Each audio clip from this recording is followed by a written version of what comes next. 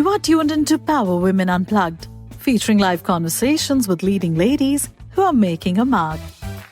I am Vineeta Dwivedi. I'm your host today at Power Women Unplugged. And we are having this marathon of talking to some very amazing, accomplished, and I am faculty, professor of business communication at one of India's top business schools, SP Jain Institute of Management and Research in Mumbai. And now I'm bringing in fabulous next guest right now. And that is Dr. Sharada Srinivasan. How are you, ma'am? Fine, thank you.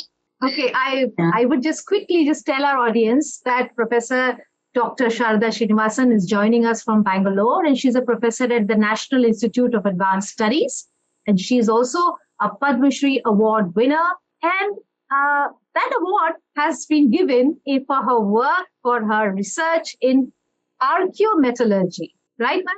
Have I said it correctly? Right. Yes. Yes. So the first question, obviously, is, and pardon my ignorance, what is archaeometallurgy? Yes. So, well, archaeometallurgy, archaeo, of course, the term refers to anything which is old. So archaeology is the term that we use to describe the study of the past, especially in terms of its materiality, the human remains of the past, and so on.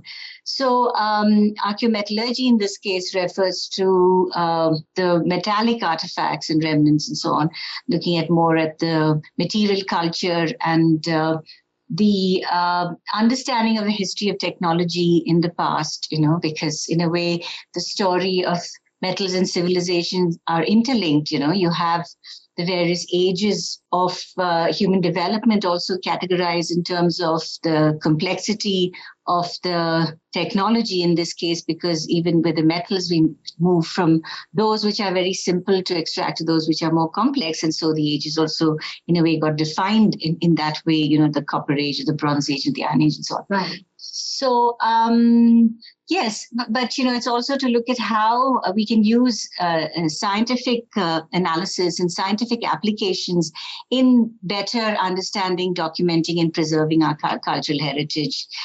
In a nutshell, and of course, I work more specifically on metals, but it's also the broader gamut of cultural heritage. So, yeah.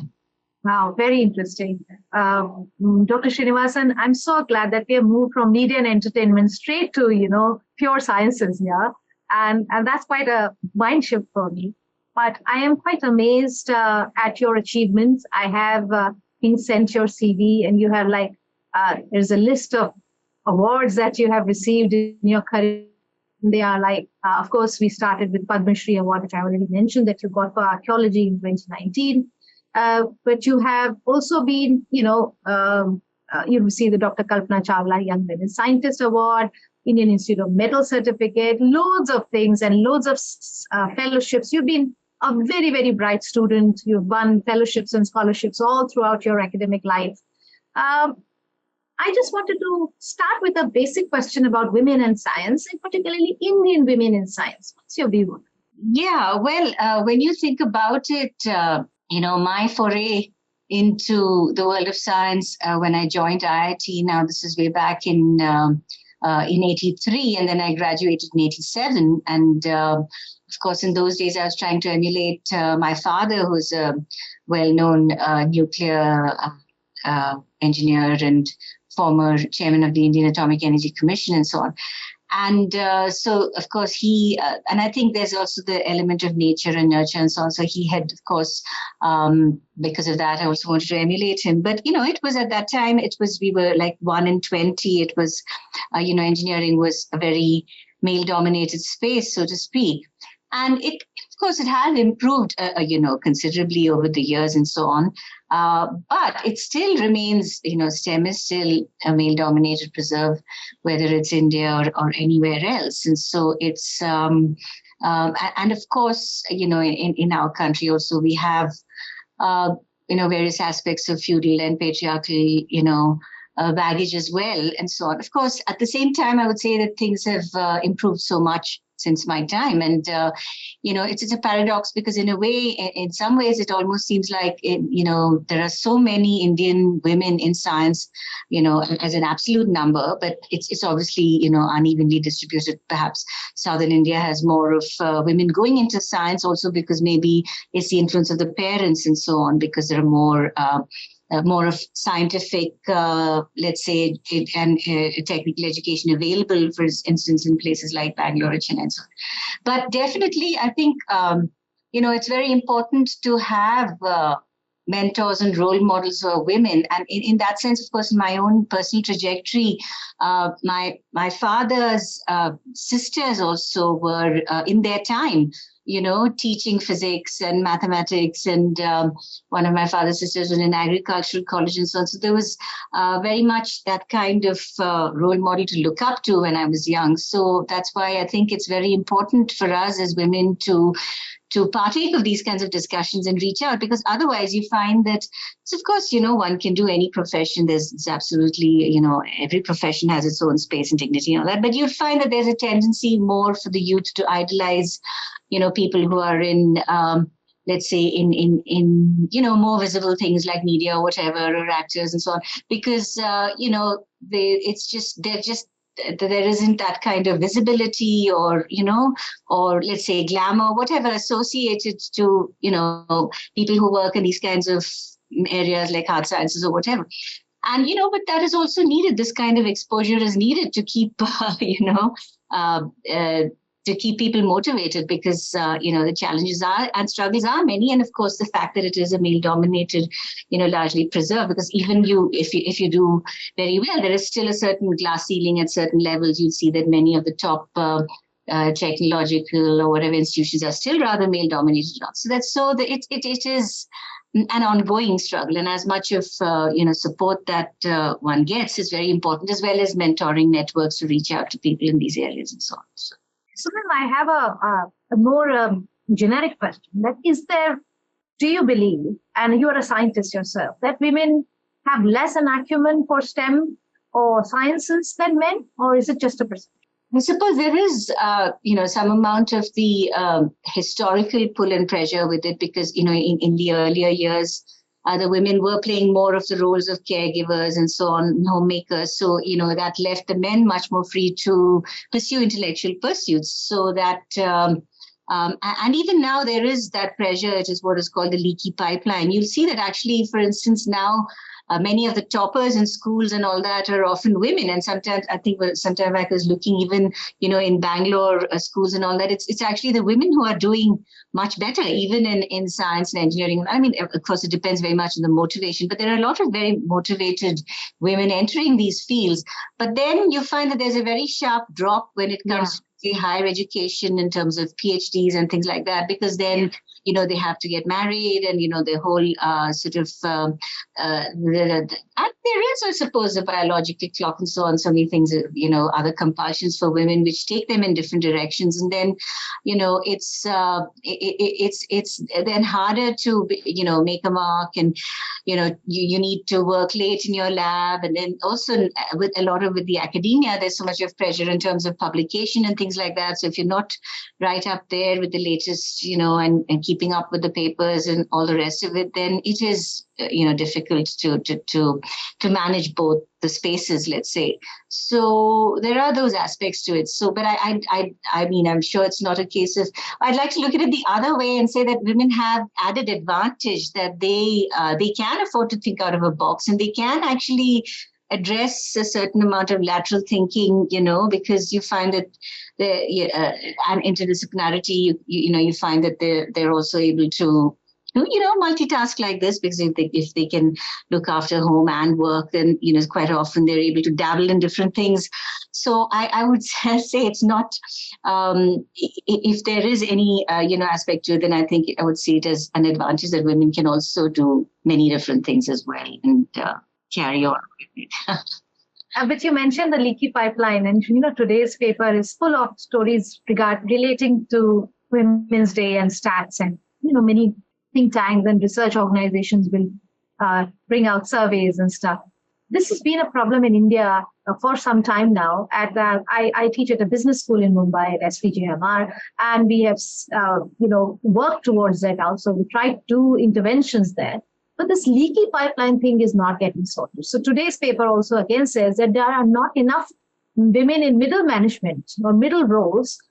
So there will not be enough people going to the board levels or senior level roles. And that's just not getting solved. I suppose change is, something which, I'm not sure how, I think each discipline has to kind of address this, within the unique circumstances of, that area. And for instance, for the area that I work in, I mean, in a way, for me, that the choice of career where I felt that even though I was trained to be an engineering physicist, and that's what I thought I really wanted to do. But then I had this background as a classical Bharatanatyam dancer as well.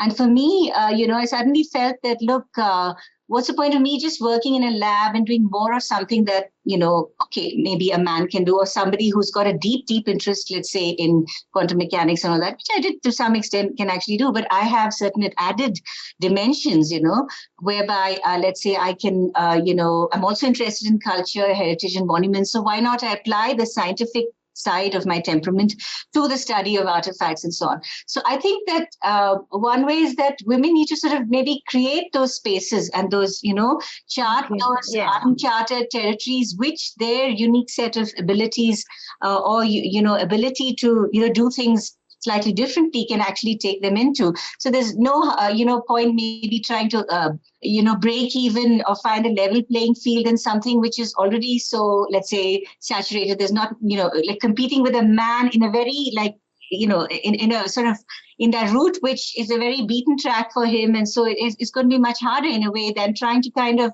maneuver into something where, probably like men wouldn't, be as interested in getting into whatever. So I'm saying that's one way. Maybe, as I said, these are all, I think at the end of the day, these have to be charted on individual terms. But maybe that's what I can, the takeaway from my approach to it and how I managed to, let's say, stand out in whatever because of the interdisciplinarity. So suppose that's... Yeah.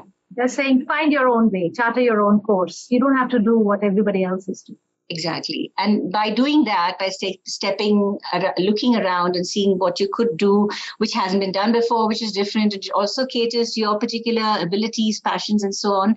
You have to kind of think out of the box and, be bold and take the plunge. And, you take an example of something like what Anil has been doing. It's just amazing with all the organ donation and things like that, which is so unique to his own, particular circumstance and experience. And he's made such a success of it, in that sort of way. That he is quite inspiring in so many ways. I would like to take you back to your graduation. And you said 1983-84, you joined the IIT in Mumbai. That's right. Yeah. How many girls were there in your batch, and how was it then? What was it then? Yeah, well, it was, it really is like taking a plunge into the deep end, especially because, I suppose I also was, because my parents, we all lived in South Bombay. And so Dr. Srinivasan, you were telling us about life at IIT Bombay, and you came from South Mumbai, a very different world, and you entered a very, very different city of its own in Bombay. Yeah, and I was, still continuing with my Bharatanatyam dance and so on. And so it was, but it was a challenge that in a way brought out a lot of, things in me, which I'm very grateful for, because I think, when you're, in such an environment where I would say that I started thinking, I became much more independent, really, and you learn to kind of stand on your 2 feet and to hold your own, with men and things like that. And that's because at the end of the day, that is what the professional world is. So that really kind of stood me in good stead. And also, you also learn too, because you start, you're doing things, in a male environment, and men are doing all these adventurous things. So I think I owe the fact that I actually then went into archaeology to that phase also in IIT. Of course, my mother was a very adventurous person, and she was chairman of the World Wildlife Fund and so on, Vineeta Srinivasan, and she was always, doing all these very, interesting things like, as I said, she was very interested in, she took me off on this trek to, Amarnath and so on, which was very adventurous things and all that. So she was a great influence in my life, but also the IIT experience, because then there were, people used to go bird watching, and then there was also mountaineering. So I actually went and did mountaineering in Manali as a basic course, because this is what a lot of the guys did, and the girls also there did. So we had a kind of very, eclectic kind of exposure to very many different things, which was, and, a lot of independent thinking, which I think was really stood us in good stead. And then, you had to, people were, the labs, like the computer lab was open till late, the libraries were open till late. So you really learn to kind of own your public space, which I think really stood me in good stead, even in my later life. And then I was taking that, the local train, because my parents were living in Malabar Hill, and so on the weekend, and go around unearthly hours, and also you really toughen up with all those experiences, I guess. So I think that's also why I felt that, and of course I did have quite a big love of the outdoors, and that's why I felt I'd really like to do something like this, like archaeology, which I think is not for everybody really. You need to have a particular kind of interest. But I think that's also very important when we talk of women, because, this thing of going out there and owning the public spaces, because I think it's so very fulfilling for me, in the work that I do when I go and interact with craftspeople. And some of my work, for instance, has been on documenting this rare metal craft tradition of making these mirrors, which almost look like glass mirrors from Kerala, which have a very high content of tin. And so they take a very specular polish, and then and of course, I've been very lucky, because my husband and so on, you need to have a very supportive partner and things like that. So, my husband also has deep interest in anthropology and archaeology. We do some of these things where we've traveled, to places together and so on. But so this, and I think also that the empathy for, it's also important as women to empathize, because we have that ability to empathize as well. And so we can channelize it for something which also serves the broader social good and so on. So, I've been, some of my work, I do try and, let's say, at least bring to the fore and document many of these dying artisanal practices and so on. And even, for instance, for this mirror making craft in Aranmula, there are things which in my approach to documenting, for instance, when the master craftsperson passed away, his wife had sort of been following what he had been doing, because, because I mainly think of, again, metal crafts and so on as a very kind of male dominated profession and all that. Which it is, yes, but then the women do some of the things, just like they would in any household and so on. So she was attending to the blowers and this, that. And in Kerala, you also see there are many women in the foundries and so on. And then it was a daughter who took over this particular foundry, this, Sudhamal and so on. So those kinds of aspects are particularly gratifying for me to record and document, because they kind of, we also need to empower women at, the grassroots as well. And for instance, when we sometimes have these experimental iron smelting demonstrations and so on at NIAS, because we like to get, students also coming and doing hands-on activities, like trying to understand how primitive iron was made and so on, or at least traditionally made and so on. And so I try to co-opt, local, for instance, there was a black foundry where there was a blacksmith who was a woman. So I just outside Bangalore somewhere, and she was, busy tending to the blower and, also doing the forging and so on. So I invited her to come and join our group and, be part of it and so on, so that you also can do some value addition for their, for their professional development as well, apart from also getting students to interact with them and so on. So there is that part to my work as well. It's not only that I just do, laboratory analysis and spectrochemical analysis or metallurgical studies and so on. There is also that connection between science and society, which makes it very exciting and important and relevant for me. Yeah. Yes, I do try to internalize those in my own way, whatever. And it's wonderful. And I'm getting the message loud and clear that we should use our womanly empathy, which we have abundantly, to somehow use it in our profession also. And our profession doesn't have to be driven or written by a male code, so to say. We can decide, we can channelize it the way we like. I think before we end today's conversation, Professor, I was wondering that if there are women right now who are listening to us, and if they are interested in a career in science, so they want to go further in science, is there anything you would say, and how can we encourage ourselves or maybe our daughters or other people to think about it as a profession, and what can we do to help them? Yeah, well, I think that what I found was maybe lacking when I was, let's say, at IIT and so on. And, but I think now with these kind of networks, that is so much more available. It's very, very important to have supportive networks and, fora like this to talk, to air your thoughts and so on. Probably we didn't have that in the time when we were, undergraduates or whatever, because, women do face all of these challenges where, there may be societal pressures, there may be pressures to get married and give up something that you want to do or whatever, or they may be like this, you're in a kind of male-dominated setting, and then there are men like, all this thing of the male gaze, which is, it takes some getting used to. And, it may not even be that there's anything, it may just be that men are looking and somehow they look at your face. But I remember when I went into IIT, it was like, I suddenly had this feeling that they were like men looking at me from everywhere, and, things like this, which even could, work on your psyche and all that. And just know how to normalize that. And I think the men have to be sensitized. That is also very, very important. And that's why I think initiatives like this coming from, sort of more broad-minded men is very important, because, you find that, even at our institute or wherever, there are quite a lot of these things of, STEM, courses about STEM and this and that. But quite often, I mean, even in Women's Days events, you'll see that it's all the women employees who get together, and then they'll talk about their problems on Women's Day and they'll discuss it amongst themselves. And there'll be hardly any men actually attending it, because it's like Women's Day is like a women's day, like it's more like a sisterhood thing for women to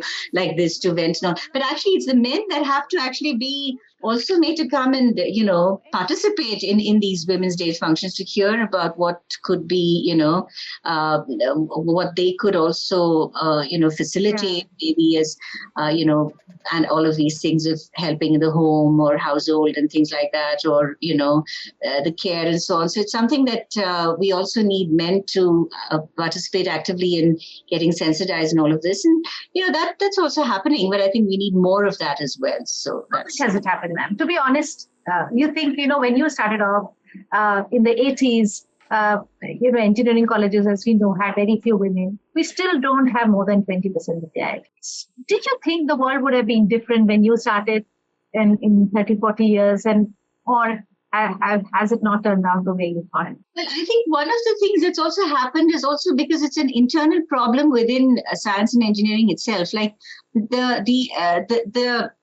I suppose with things like information technology and all that coming in, it's those kinds of disciplines which are now seen as those which have a job market, which have, really got a lot of the glamour and so on going in that direction. But for instance, the sciences that I was working in, metallurgy and mechanical engineering, leave aside women, even in general, the interest and participation and all that is actually falling in a way, pure sciences or something like nuclear engineering. And somehow in those times, there seemed to be much more of, engagement with those areas as well, And there were, of course, some women getting in there, but perhaps also the fact that it's not enough to have women in these areas, but they do need to be getting into leadership areas where they can talk about. Now, for instance, when you go to places like, I notice when I go on these Women's Days thing to, to NALHA and some of the scientific labs around here, there are actually some very,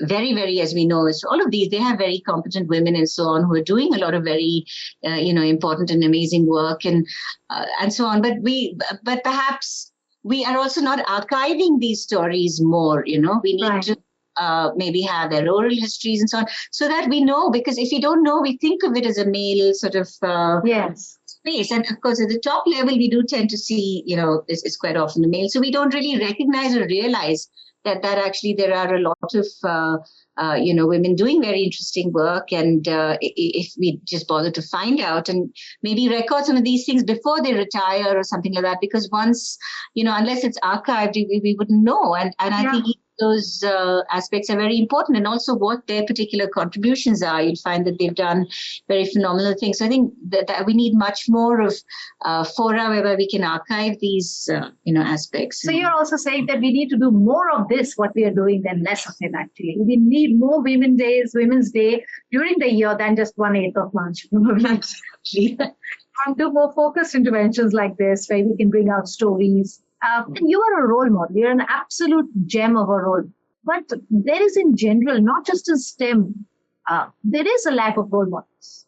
I mean, yes, of course, I would tend to think so. But even if that is my own opinion, or rather, it's more that maybe we're not, I think it's also a question of, I suppose now it is happening more and more, there's good and there's bad with social media. It's also, the good part is that people are actually getting interested in just hearing, ordinary people and their lives and, things like that. Even, for instance, there was this old granny who was, cooking all these wonderful recipes, collecting all these things from here and there, and all, I think somewhere from Andhra Pradesh, and that had such a big viewership. So, I mean, even ordinary people's lives, are getting attention or interest, thanks to social media, which is one good side of it. But the other side of it is also, it still is the case that at least when it comes to science or something, like, for instance, I might have got X number of awards. I got the Indian Women Engineer Award and all that. But,